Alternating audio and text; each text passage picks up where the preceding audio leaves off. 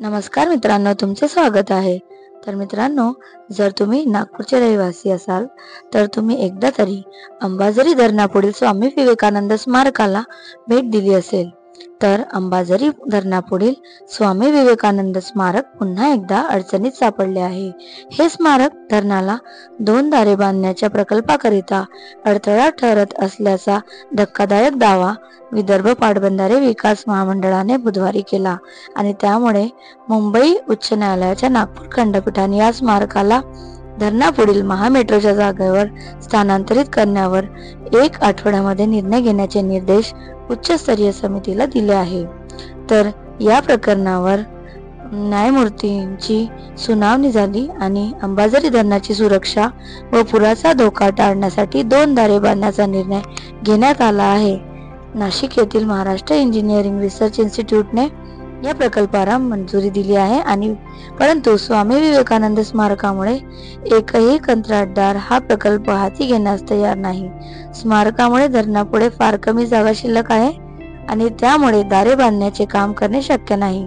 तसेच खोदकाम करताना स्मारकाचे नुकसान झाल्यास कंत्राटदाराला जबाबदार धरले जाईल अशी भीती सर्वांना आहे. परिणामी दारांची जागा व डिझाईन बदलण्यात आली आहे असे पाटबंधारे महामंडळाने प्रतिज्ञापत्राद्वारे न्यायालयाला सांगितले.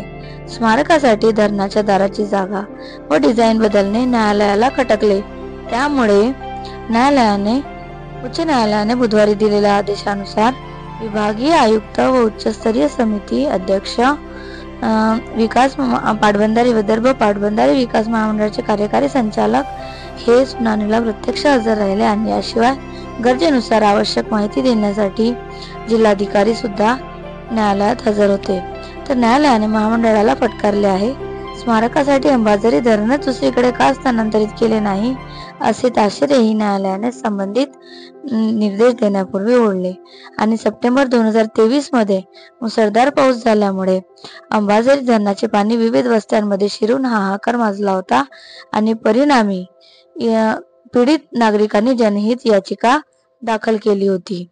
तर याचिकाकर्त्यांनी आपली बाजू मांडली आणि अंबाझरी धरणाला दारे बांधण्यासाठी 6.60 रुपये मागणाऱ्या नवीन प्रस्तावाला महानगरपालिकेने बुधवारी उच्च न्यायालयाचा दणका बसल्यानंतर लगेच प्रशासकीय मान्यता दिली.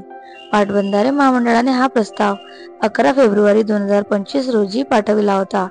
तर मित्रांनो, आपल्या सगळ्यांना माहितीच आहे की अधिकाऱ्यांनी काही स्पष्टीकरणे दिली आहेत आणि त्यानुसार धरणांच्या दारासाठी 24 सप्टेंबर रोजी 11 कोटी आणि 4 लाख रुपयाच्या प्रस्तावाला प्रशासकीय मान्यता देण्यात आली होती.